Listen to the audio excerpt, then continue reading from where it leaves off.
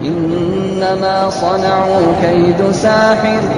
ولا يفلح الساحر حيث أتى أنه ذكر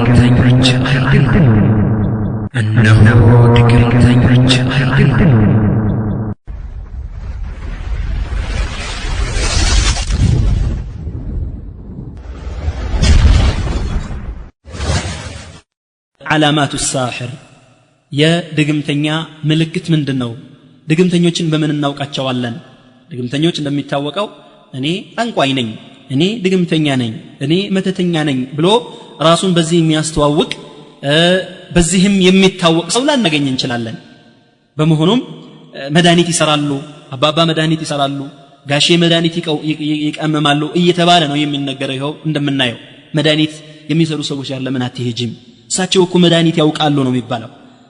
ሲኬድ ምናልባት ያ ሰውዬ እንደሚባለው እውነተኛ መድኃኒት ሰሪ መድኃኒት ቀማሚ እንጂ ሌላ ነገር ላይሆን ይችላል ሐቂቀታ አብዛኛው ጊዜ ግን መድኃኒት ያውቃሉ የሚባሉ ሰዎች የለየላቸው ድግምተኞች ናቸው በምን እናውቃቸዋለን በጣም ብዙ ምልክቶች አሉ አንደኛ اذا دخلت او اذا دخلت عليه فسالك عن اسم امك ድግምተኛ ዋነኛው ምልክት ይሄ ነው ጠንቋይ ድግምተኞች በዚህ ነው የሚታወቁት ገና መድኃኒት ያውቃሉ የሚባሉት ሰውዬ ጋር ሲገባ የእናትን ስም የሚጠይቅ ይሆነ እንደሆነ ወይ የአባትን ስም የሚጠይቅ ይሆነ እንደሆነ ወይ የእናትን ስም የመጀመሪያ ፊደል እንዲህ አይነት ጥያቄዎችን የሚጠይቅ ከሆነ አው አخبر عن بعض امور الغيبيه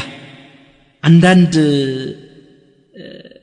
የራስ የሆነ ሰው እንጂ ወይንም የራስ የሚባል ሰው እንኳን የማያውቃቸው ነገሮች የሚናገር የሚተነብይ የሆነ እንደሆነ ለምሳሌ የት አካባቢ እንደመጣ ይነግራል ገና ስትገባ እናንተ ከእንዲ አካባቢ ነው አይደል የመጣችሁት ብሎ ይናገራል የታመመውን ሰውዬ ምን እንዳመመው ይነግረዋል እንደዚሁም ደግሞ ምን እንደሚሰራ ይነግረዋል አጠቃላይ ስለሱ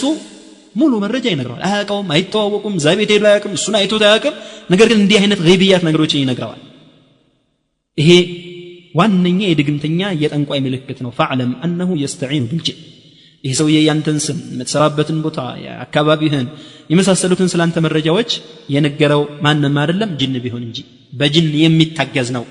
በጅን የሚረዳ ነው መግቢያ ላይ ደግሞ እንደተናገርኩት ጅን ደግሞ ይሄ እነዚህ አይነት ለሰውየው የሚጠቅሙ ያቃሉ እንዴ ብሎ ሰዎች እንዲያከብሯቸውና እንዲፈሯቸው የሚያደርጉ መረጃዎችን በነፃ አይሰጥም ዒባዳ አምልኮት እንዲሰጠው ካላልተደረገ በስተቀር ጅን ስለዚህ ይሄ ሰውዬ ጠንቋይ መሆኑ የተረጋገጠ ነው ሁለተኛ اذا امرك الا تذكر الله ولا تقل بسم الله عند علاجه لك فاعلم انه ساحر ይሄ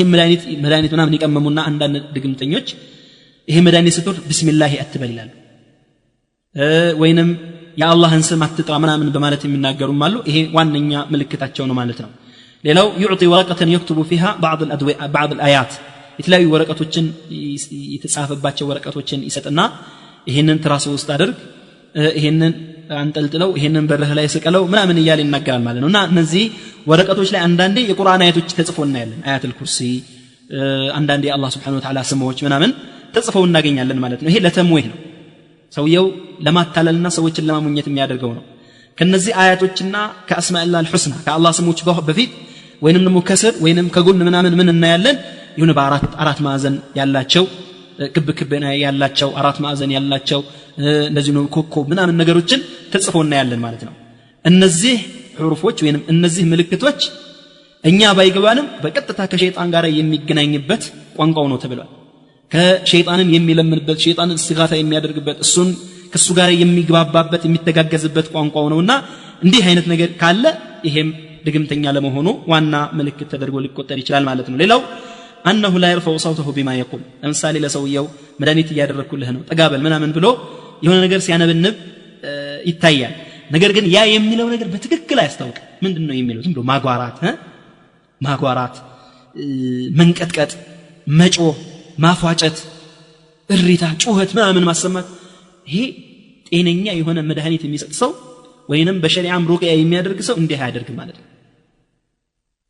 ይሄ እንደዚህ አይነት ምልክቶች ካሳየ حتى لو طلبت منه ذلك بس دمصن كف አድርግልኝ ምን እንደምትልስ ነው ብትለው እንኳን አያሰማህ ካሰማህም እንኳን አውቆ አያተል ኩርሲ ይቀራል ወይንም ቁል ሁወ አላሁ አሐድ ምናምን ይቀራል አውቆ ነገር ግን በማትሰማው ሁኔታ የማይገባ ቋንቋ የሆኑ ነገሮችን ምናምን ሲለፈልፍ ነው የሚታየው ማለት ነው ይሄም አንዱ የድግምተኞች የጠንቋዮች ምልክት ነው ማለት ነው ሌላው ላይ يأمر أن يعتزل الناس فترة معينة በሽተኛውን ይሄን መድኃኒት በምትጠቀምበት ጊዜ ከሰዎች መገናኘት የለብህም እንደዚሁም ደግሞ ፀሐይ የማያገኝህ ቦታ መሆን አለብህ ምናምን በማለት ከሰዎች እንዲነጠልና ከሰዎች ጋር እንዳይገናኝ ትእዛዝ ይሰጠዋል ይሄም የድግምተኛ ምልክት ነው ተብሏል ሌላው واحيانا يطلب الساحر من المريض الا يمس ماء لفتره من الزمن غالبا 40 يوم ይሄ በአብዛኛው 40 ቀን ያህል ውሃ አትንካ ይለዋል ወይ ከ40 ቀን በታች ከዛም በላይ ሊሆን ይችላል ውሃ የሚባል ነገር እንዳትነካ ይለዋል አዑዙ ቢላህ ይሄ ሙስሊም ከሆነ እንዴት ነው የሚኖረው ሶላት አይሰግድም ማለት ነው ውዱእ አያደርግም ማለት ነው አይታጠብም ማለት ነው ይሄ በጣም የለየለት ሙጅሪም የሆነ ሳሒር ነው ማለት ነው ሰውየውን በአሽለሃለው አፊ ያደርጋለው በሚል ስም ሰውየው ስጁድ እንዳያደርግ ለአላህ እንዳይሰግድ መስጂድ እንዳይገባ ከነነጃሳው ከነቆሻሻው ከነጀናባው እንዲኖር የሚያደርግ ነው ማለት ነው ስለዚህ ውሃ አትንካ 40 ቀን ወይ 7 ቀን ውሃ እንዳትነካ ምናምን ብሎ የሚያዝ ከሆነ ይሄ የለየለት يعني ሳሒር ጠንቋይ መሆኑ ምልክት ነው ማለት ነው ሌላው انه ياخذ اثر من اثار المريض ከህመምተኛው አንዳንድ ነገሮችን ይወስዳል ኮፍያውን ለምሳሌ ካልሲውን መሐረቡን ከነቴራውን የውስጥ ሱሪውን የመሳሰሉ ነገሮችን እነዚህን አምጣስ መድኃኒት ፈልጎ ሲሄድ ሰውየው ኮፍያህን አምጣ ይለዋል ስካርፍህን አምጣ ይለዋል ይሁኑ ከሰውነቱ ጋር ግንኙነት ያላቸው ነገሮች አምጣ ብሎ የሚጠይቅህ ከሆነ ይሄ ሐኪም አይደለም እንደዚሁም ደግሞ የባህል ህክምና አዋቂም አይደለም ጠንቋይ ነው ድግምተኛ ነው በፍጹም ልትርቀው ይገባል ማለት ነው ሌላው احيانا يطلب حيوانا بصفات معينه ليذبحه በግ ወይንም የመሳሰሉ ታራጂ እንስሳቶችን አምጣ ይላል ቀንዱ እንደዚህ የሆነ ቀንዱ የሾለ ይላል ወይ ቀንዱ የተጣመመ ይላል ወይ ጥቁር በግ አምጣ ጭራ ያለው ወይ ጭራ ያለው እንደዚህ የሆኑ ወስፎችን የበጉን ቀለም የቀንዱን ሁኔታ ምናምን እየነገረ የሚናገር ይሁን እንደሆነ ይሄ የለየለት ድግምተኛ ነው ማለት ነው አንዳንዴም ከታረደ በኋላ ደሙን በሰውየው ሰውነት ላይ መለጠፍ ማጨቂየት መቀባባት እኒ አይነት ተግባሮችን የሚያሳይ ከሆነ ይሄ ድግምተኛ ነው ሌላው يعطي المريض اشياء يدفنها في الارض እንካ ይሄ መድኃኒት ነው ምትተኛበት ቦታ ላይ ቅበረው ምትሰራበት ቦታ ላይ ቅበረው እንዲህ ቦታ ላይ ቅበረው ብሎ የሆኑ ነገሮችን የሚሰጥ ይሆናል ለምሳሌ ወረቀቶችን ሊሆን ይችላል ወይ የሆኑ ክር ነገር አስሮ ምናምን ሊሆን ይችላል እንካ ይሄንን ቅበረው የሚልህ ይሆን እንደሆነ ወይንም እንካ ይሄንን ነገር አጭሰውና ታጠነው ምናምን ብሎ ይሁን ወረቀቶችን ጽሁፍ ያለባቸው ወረቀቶችን ምናምን አጥነው የሚልህ ከሆነ ይሄም አንዱ የድግምተኛ ምልክት ነው ተብሏል ሌላው يقضي معظم اوقاته بعيدا عن الناس ከሰዎች ርቆ አብዛኛው ጊዜ የሚታየው ማለት ነው ከሰዎች አይቀላቀልም ያው ከሸይጣኑ ጋራ ግንኙነት እንዲያደርግ ከሱ ጋራ አብዛኛው ጊዜ ለማሳለፍ ከሰዎች ጋር አብዛኛው ጊዜ ባይገናኝ ይሆን እንደሆነ ይህ ሰው በባህል ህክምና መድኃኒት ሰጪ ነኝ ምናምን በሚል ስም ከአብዛኛው ጊዜ የማይገናኝ ብቻውን የሚያሳልፍ በተለይ እየጋረደ እየጠመ ምናምን የተለያዩ